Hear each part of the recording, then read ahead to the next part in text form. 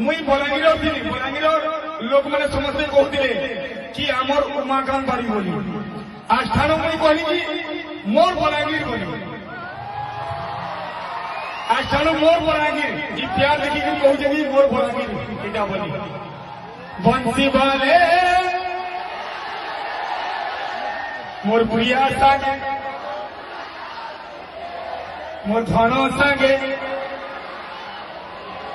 बंसी बाले